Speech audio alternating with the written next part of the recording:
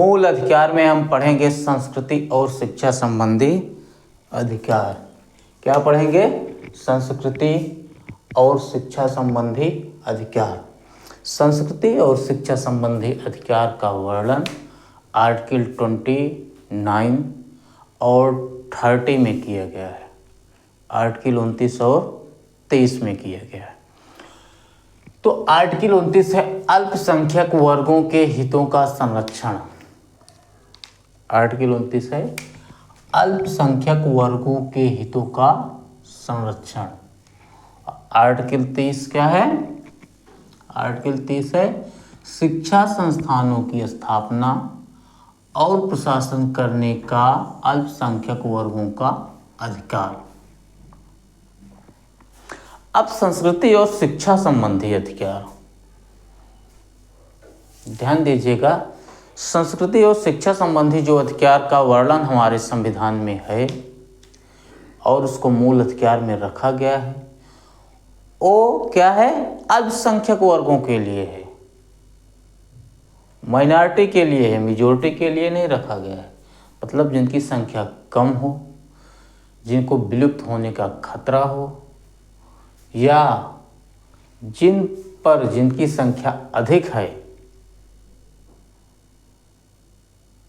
जिनकी संख्या अधिक है, मेजॉरिटी वाले व्यक्ति हैं, मेजॉरिटी वाले कास्ट है, मेजॉरिटी वाले भाषा के लोग हैं और अल्पसंख्यक की संस्कृति भाषा को दबाने का प्रयास करते हैं, तो उसकी सुरक्षा को ध्यान में रखते हुए 2 आर्टिकल में सुरक्षा हमारे संविधानविदों ने दिया है। आर्टिकल 29 है अल्पसंख्यक वर्गों के हितों का संरक्षण। अब हितों का संरक्षण, ऐसा है नहीं कि हितों का संरक्षण पर थोड़ा ध्यान दीजिए। जब आप किसी वर्ग या वर्ग समूह के हितों की बात करेंगे तो उसमें क्या होगा?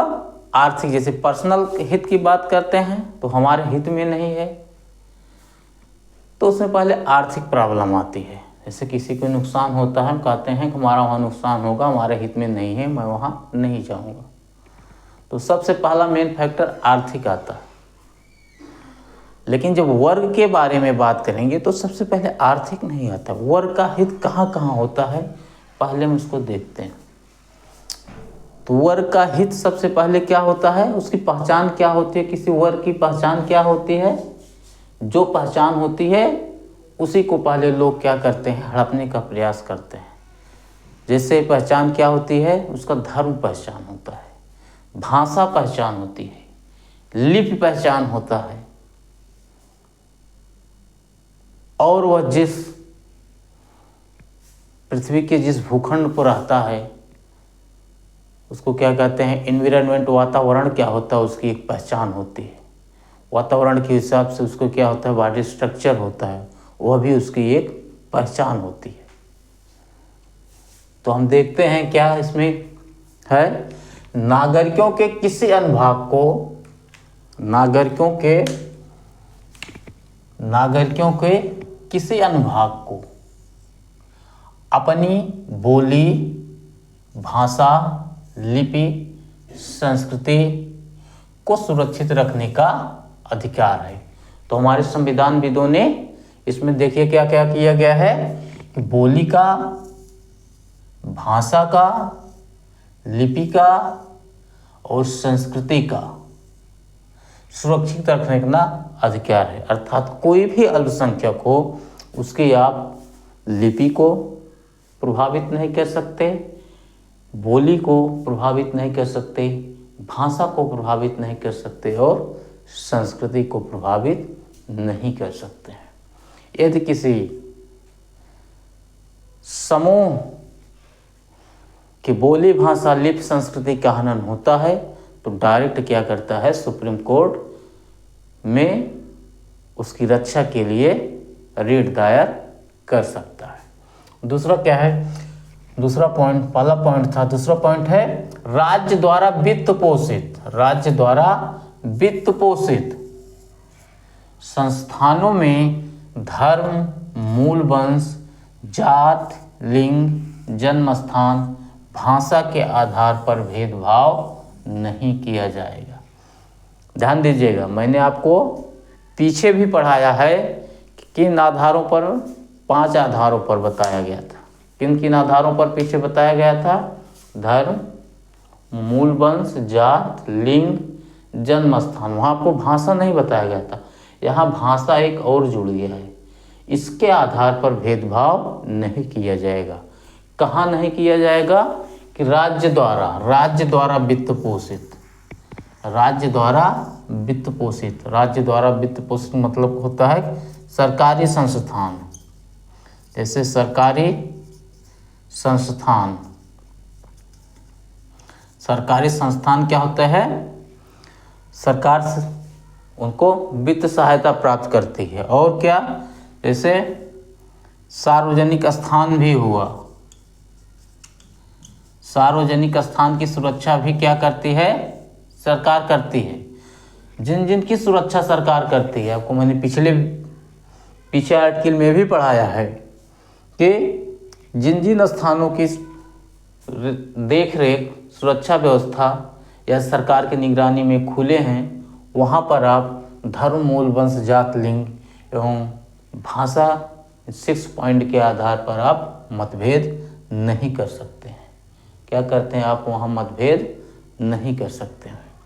अगर कोई व्यक्ति मतभेद करने का प्रयास करता है, आपके लिए हाई कोर्ट और सुप्रीम कोर्ट के डायरेक्ट दरवाजे खुले हुए हैं।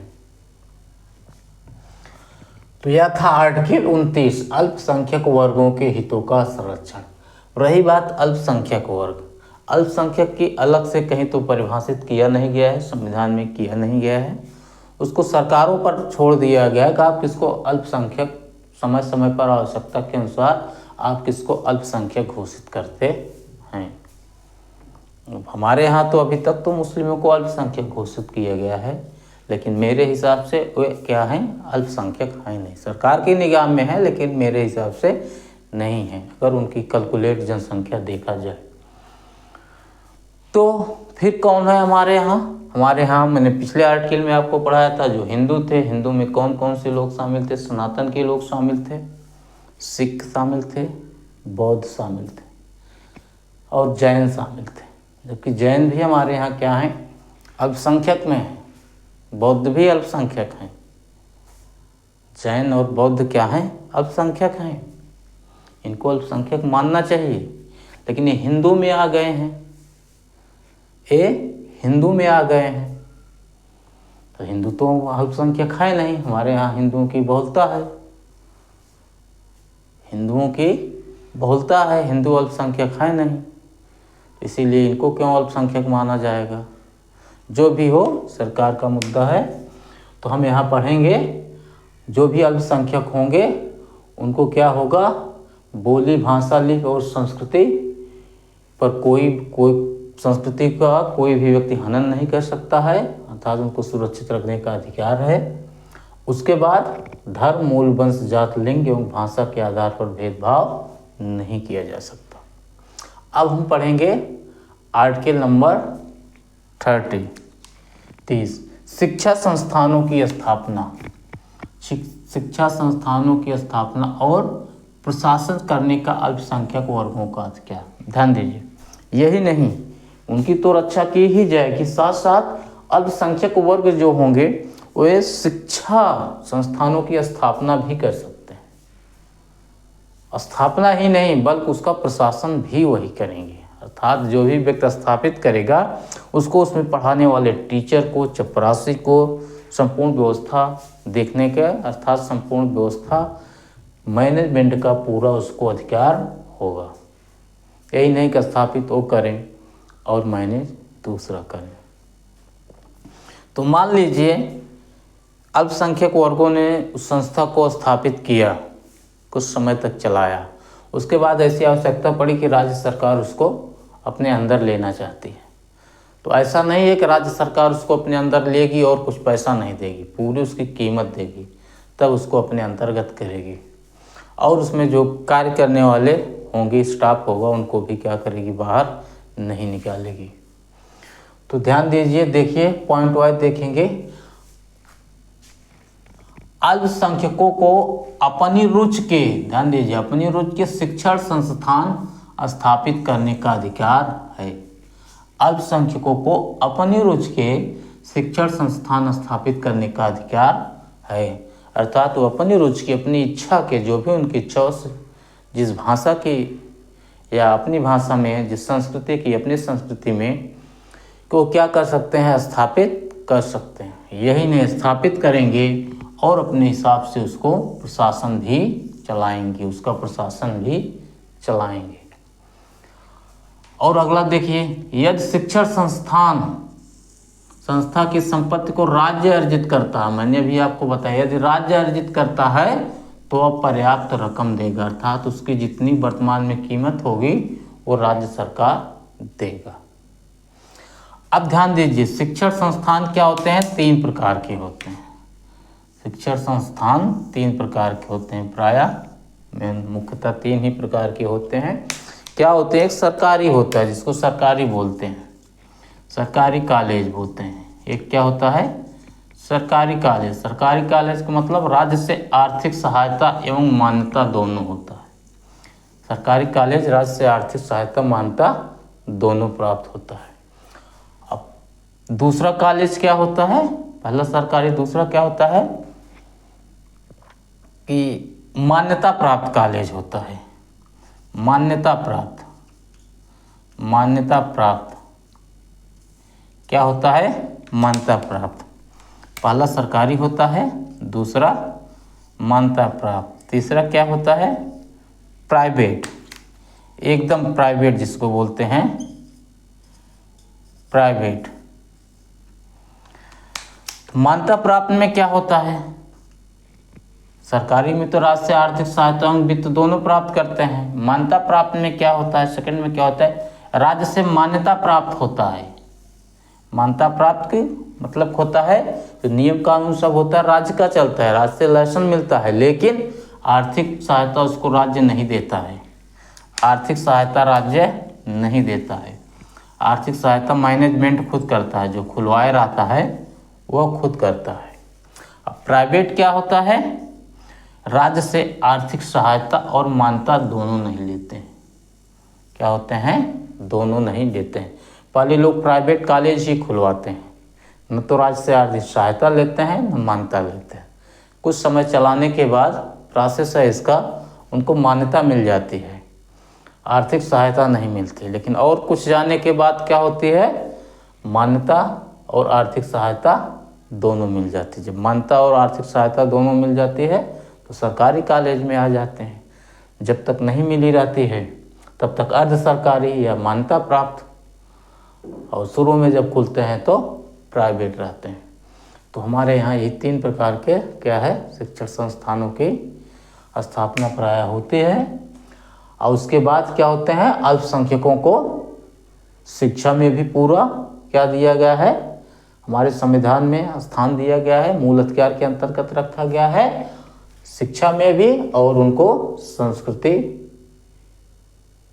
अर्थात उनकी संस्कृति, भाषा, लिपि को भी सुरक्षित रख सकते हैं, और उनको अपमानित भी नहीं किया जा सकता, अर्थात जाति, मूल वंश, लिंग, जन्म स्थान के आधार पर भेदभाव भी नहीं किया जा सकता है। ये जो दूसरा पॉइंट है इनके सम्मान से संबंधित है। दूसरा पॉइंट क्या है, ये सम्मान से संबंधित है, इनके अस्तित्व से संबंधित। ये क्या है, सम्मान